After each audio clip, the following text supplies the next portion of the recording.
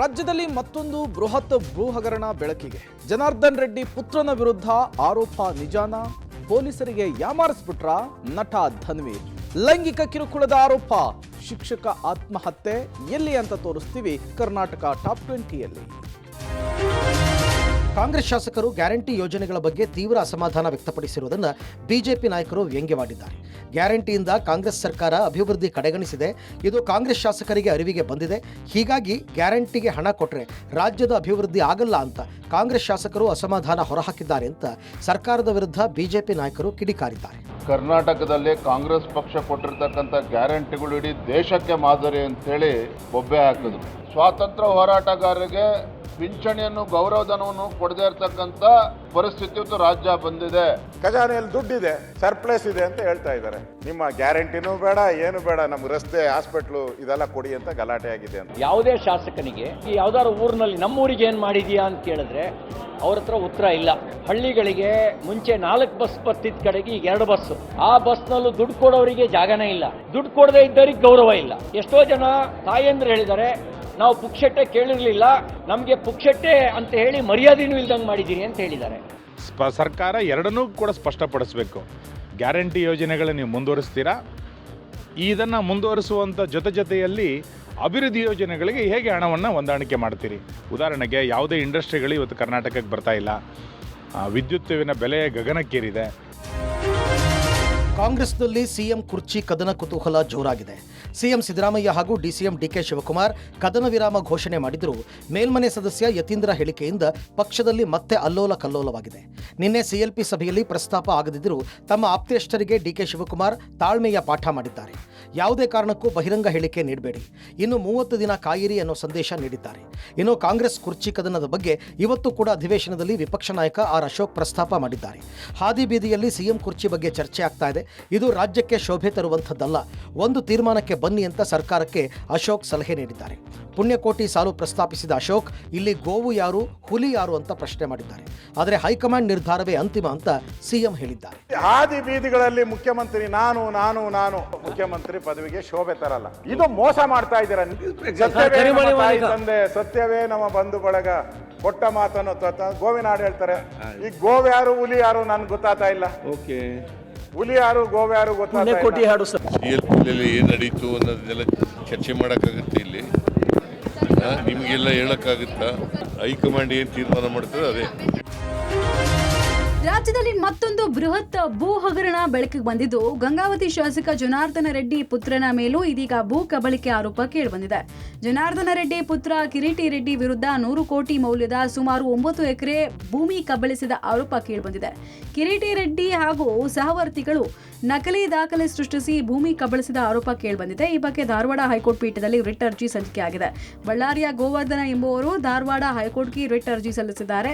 ಈ ಸಂಬಂಧ ಸರ್ಕಾರಕ್ಕೆ ಧಾರವಾಡ ಹೈಕೋರ್ಟ್ ಪೀಠ ನೋಟಿಸ್ ಕೊಟ್ಟಿದೆ. 2005ರಲ್ಲಿ ಕಿರೀಟಿ ಸಹವರ್ತಿಗಳಾದ ಮಂಜುನಾಥ್ ಮತ್ತು ಬಿ ಸೀನಾ ಎಂಬುವರು ಭೂಮಿ ಪಡೆದಿದ್ದಾರೆ. ಗೋವರ್ಧನ ಬಳಿ ಜಿಪಿಎಸ್ ಹಾಗೂ ಕರಾರು ಪತ್ರ ಮಾಡಿಸಿಕೊಂಡಿದ್ದ ಆರೋಪ ಕೇಳಿಬಂದಿದ್ದು, ಕರಾರು ಪತ್ರ ಮಾಡಿಸಿಕೊಂಡು ಅದನ್ನು ತಿರುಚಿದ್ದಾರೆ ಎನ್ನಲಾಗಿದೆ. ಈ ಸಂಬಂಧ ಬಳ್ಳಾರಿಯ ಕೌಲ್ ಬಜಾರ್ ಪೊಲೀಸ್ ಠಾಣೆಯಲ್ಲಿ ಎಫ್ಐಆರ್ ಕೂಡ ದಾಖಲಾಗಿದೆ.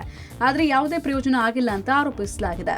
ಅವರೇ ಫೋರ್ಜರಿ ಸಿಗ್ನೇಚರ್ ಮಾಡ್ಕೊಂಡು ಶ್ರೀನಿವಾಸ ರೆಡ್ಡಿಗೆ ಮಾರಿಬಿಟ್ಟಿದ್ದಾರೆ. ಇವರು ಶ್ರೀನಿವಾಸ ರೆಡ್ಡಿ ಮತ್ತೆ ಒಂದು 4-5 ಫೋರ್ಜರಿ ಮಾಡ್ಕೊಂಡು ಕೀರ್ತಿ ರೆಡ್ಡಿ ಜನಾರ್ದನ್ ರೆಡ್ಡಿ ಮಗನೇ ಸರಿ ಅವನಿಗೆ ಮಾರಿಬಿಟ್ಟಿದ್ದಾರೆ. ಫೋರ್ಜರಿ ಸಿಗ್ನೇಚರ್ ಮಾಡಿಬಿಟ್ಟು ನಮಗೆಲ್ಲ ಕೊಟ್ಟಿದ್ದೀವಿ ಅಂತ ಹೇಳ್ಬಿಟ್ಟು ಮಾಡಿಕೊಂಡು ಆಮೇಲೆ ಒಂದು ಜಿ ಪಿ ಎನೂ ಮಾಡ್ಕೊತಾರೆ. ಜಿ ಪಿ ಎದಲ್ಲಿ ನಾವು ಸೇಲ್ ರಿಜಿಸ್ಟರ್ಗೆ ಅಂತೇಳಿ ಮಾಡಿರ್ಲಿಕ್ಕಿಲ್ಲ, ಆದರೂ ಅದನ್ನೇನೋ ಮಿಸ್ಯೂಟಿಲೈಸ್ ಮಾಡಿ ಕೋರ್ಟ್ಗೆ ಮಿಸ್ರೆಪ್ರೆಸೆಂಟ್ ಮಾಡಿಬಿಟ್ಟು ಕೋರ್ಟಲ್ಲಿ ಹೋಗ್ಬಿಟ್ಟು ಎಕ್ಸ್ಪಾರ್ಟಿ ಆರ್ಡರ್ ತಗೊತಾರೆ.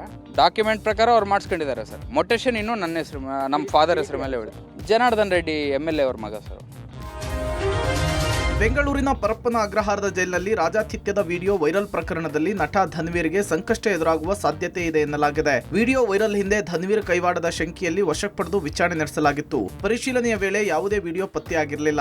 ಆದರೆ ಪೊಲೀಸರ ಪ್ರಾಥಮಿಕ ಮಾಹಿತಿಯಲ್ಲಿ ಧನ್ವೀರ್ ಮೊಬೈಲ್ನಿಂದಲೇ ಕೆಲವರಿಗೆ ವಿಡಿಯೋ ಕಳುಹಿಸಲಾಗಿದೆ ಅನ್ನೋದು ಗೊತ್ತಾಗಿತ್ತು. ಈ ಹಿನ್ನೆಲೆಯಲ್ಲಿ ಧನ್ವೀರ್ ಬಳಸ್ತಾ ಇದ್ದಂತಹ ಆಪಲ್ ಫೋನ್ ಅನ್ನ ವಶಕ್ಕೆ ಪಡೆದು ಸೈಬರ್ ಸೆಲ್ ಮತ್ತು FSLಗೆ ಕಳುಹಿಸಿಕೊಡಲಾಗಿತ್ತು. ಸೈಬರ್ ಸೆಲ್ನ ರಿಪೋರ್ಟ್ ಬಂದಿದ್ದು ಮೊಬೈಲ್ನಲ್ಲಿ ಯಾವುದೇ ಡೇಟಾ ಇಲ್ಲ ಅನ್ನೋದು ಗೊತ್ತಾಗಿದೆ. ತಾನು ಬಳಸ್ತಾ ಇದ್ದಂತಹ ಮೊಬೈಲ್ ಬದಲಿಗೆ ಬೇರೊಂದು ಮೊಬೈಲ್ ಅನ್ನು ಕೊಟ್ಟು ಯಾಮಾರಿಸಿರುವ ಅನುಮಾನ ವ್ಯಕ್ತವಾಗಿದೆ. FSL ರಿಪೋರ್ಟ್ಗಾಗಿ ಪೊಲೀಸರು ಕಾದಿದ್ದಾರೆ. ಆ ರಿಪೋರ್ಟ್ನಲ್ಲಿ ಏನು ಬರುತ್ತೆ ಅನ್ನೋದನ್ನ ನೋಡಿಕೊಂಡು ಉದ್ದೇಶಪೂರ್ವಕವಾಗಿಯೇ ಧನ್ವೀರ್ ಸಾಕ್ಷ್ಯನಾಶ ಮಾಡಿದ ಆರೋಪದಡಿ ಸೆಕ್ಷನ್ ಅನ್ನು ಸೇರಿಸಿ ಚಾರ್ಜ್ ಶೀಟ್ ಸಲ್ಲಿಕೆಗೆ ಸಿದ್ಧತೆಯನ್ನು ನಡೆಸಿದ್ದಾರೆ.